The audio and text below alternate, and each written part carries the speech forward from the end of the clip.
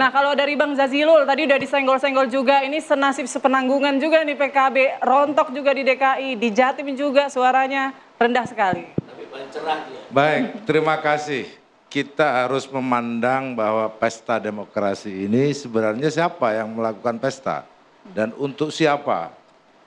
Pak Prabowo, Caimin selalu mengatakan yang harus dimenangkan rakyat. Ya. Oke? Dan PKB pada momen kali ini memang memunculkan beberapa kadernya. Meskipun belum beruntung di Jawa Timur, di Jawa Barat, dan saya dengar di Provinsi Riau, kader PKB menang. Artinya apa? Bahwa setiap momen politik bagi PKB itu adalah bagian yang harus juga kader ikut terlibat di situ. Bukan soal menang dan kalah, bukan soal koalisi dan tidak koalisi. Tetapi kita ingin bahwa demokrasi kita terjaga secara baik dan setiap partai punya independensi untuk memutuskan siapa yang maju.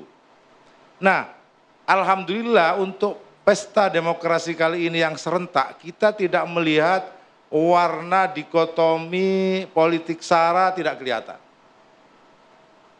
Di bawah Pak Prabowo ini, tidak kelihatan. Semuanya bersatu padu. Cuman yang sering menjadi kecurigaan ini demokrasi ini masih dipenuhi dengan politik uang. Money politik, politik amplop. Siapa yang menang? Yang punya amplop. Nah ini harus kita perbaiki bersama. Yang kedua ada juga dugaan aparat yang terlibat. Nah oleh sebab itu pesta ini sebenarnya digelar untuk partai-partai, untuk menampilkan semua kadernya, itu penting. Dan PKB sudah mengantarkan. Soal kalah atau menang itu soal kapan waktunya. Gitu. Karena belum tentu juga seorang calon yang diusung rame-rame juga menang. Ada calon yang diusung oleh satu partai bisa menang. Itulah yang kita hadapi hari ini dan memang kita perlu sedikit bersama, ini PKB juga sedang mencermati, sedang mencari. Ini sebenarnya pilkada yang serentak ini yang pesta ini siapa? Para cukong, partai-partai, atau para kader? Para cukong kelelahan malah. Nah, ya, tetapi bahwa ini mestinya menjadi peluang. Karena fungsi partai politik itu rekrutmen kader, peluang untuk masing-masing kader untuk tampil. Ya. Dan PKB sudah menampilkan itu. DKI hampir saja. Hampir, tapi belum. Ya. Yang jelas Jawa Timur ya, Jawa Barat ya. Seandainya DKI waktu itu juga ngambil mungkin saja menang. Tetapi bahwa memang itu faktanya. Termasuk juga di Banten. Oleh sebab itu pesta demokrasi ini kita patut syukuri karena memang secara prosedural sudah berjalan secara baik. Tidak ada isu sara di situ, penyelenggara juga secara baik. Yang kedua yang perlu dikoreksi, soal efektivitas pembiayaan. Baik. Kasih contoh, di Jawa Barat, penyelenggaraan pilkada di Jawa Barat menghabiskan 1,9 triliun untuk seorang gubernur. Kalau menurut saya PKB untuk ke depan gubernur mungkin dipilih saja oleh DPRD atau forum yang memang kemudian membuat ini efektif. Ya. Bang Abu Karena apa? Karena apa? Karena memang otonomi ada di tingkat 2. Gubernur juga apa fungsinya? Itu menjadi bagian yang harus kita bicarakan di antara partai-partai. Maksud saya apa? Karena demokrasi tetap harus berjalan, rakyat juga harus berikan peluang untuk partisipasi. Kader juga diberikan peluang untuk partisipasi, tetapi efektivitas anggaran juga dipikirkan. Itu bukan biaya yang kecil.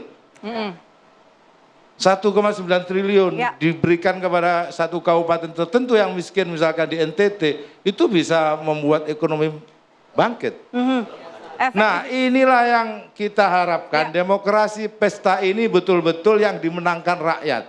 Bahwa di situ ada partai atau kader partai yang menang atau ada yang kalah, itu biasa saja. Kita tanding lagi, masih ada pilkada lagi, kita tanding lagi. Tetapi kalau ada partai kemudian maksud saya, dia tidak berani menampilkan karena faktor-faktor tertentu, itu menurut saya harus dibebaskan. Tidak boleh ada juga yang ada ketakutan di dalam demokrasi ini untuk menampilkan calon-calonnya. Ini penting. Jadi nanti tanding lagi, 5 tahun lagi tapi ya Bang Tanding ya? lagi, bagi PKB itu biasa kalau menang. 5 tahun lagi tapi ya masih lama. Iya loh, kita harus ikuti prosedur demokrasinya. Gitu. Dan PKB terus terang, katakan seperti di Jawa Timur, PKB selalu menjadi pemenang di dalam pemilihan legislatif. Tetapi ketika pemilihan gubernur, kita sering kalah. Itu artinya itu menjadi koreksi buat kita. Ya. Sama juga pada DKI, kita juga mengalami peningkatan yang cukup signifikan di DKI, yang semestinya kita bisa ngusung sendiri. Tetapi kan kita tidak mampu untuk ngusung sendiri kan. Hampir ya. Hampir saja. Hampir. Artinya ada variabel-variabel yang harus dihitung di dalam demokrasi, di mana sesungguhnya yang paling penting yang menjadi koreksi adalah agar partai sebagai pilar demokrasi betul-betul kuat. Itu menurut saya penting. Baik. Bukan uang pilar demokrasi, tapi partai politik yang menghasilkan kader yang bisa diandalkan. Itu penting. Baik. Oke, itu dari PKB menyoroti soal efektivitas begitu. Saya mau dengar dari Partai Demokrat. Bang Andi, menyoroti hasil penghitungan cepat sementara, quick count. Seperti apa Partai Demokrat? Alhamdulillah bahwa dengan quick count kita bisa mendapatkan hasil yang lebih cepat dalam pilkada ini. Dan walaupun kita karena terlalu banyak secara serentak membuat kita harus melihat satu persatu dan sebagainya. Tapi alhamdulillah juga bahwa untuk Partai Demokrat hasilnya cukup menggembirakan. Paling tidak kalau kita lihat dari gubernur, kalau kabupaten kota kan masih agak lama karena biasanya penghitungan di TPS mendahulukan pemilihan gubernurnya dulu. Sehingga yang kita dapat lebih dulu adalah hasil pemilihan gubernur. Dari Partai Demokrat, alhamdulillah sepertinya Demokrat akan punya gubernur di Sulawesi Tengah, Sulawesi Barat, Gorontalo, sedang bersaing ketat di Sulawesi Utara. Kemungkinan kami juga bisa dapat gubernur di Kalimantan Tengah, kemudian juga wakil gubernur mungkin di Jawa Timur, karena nampaknya sudah jelas, di Sumatera Selatan. Oh, ada juga calon gubernur kemungkinan kita menang di Papua Barat Daya, untuk wakil gubernur di Papua Pegunungan, Papua Tengah, maupun juga Papua Induk. Jadi cukup menggembirakan, walaupun juga ada beberapa hal yang kami masih harus menunggu sampai penghitungan manual karena nampaknya sangat tipis-tipis. Ya.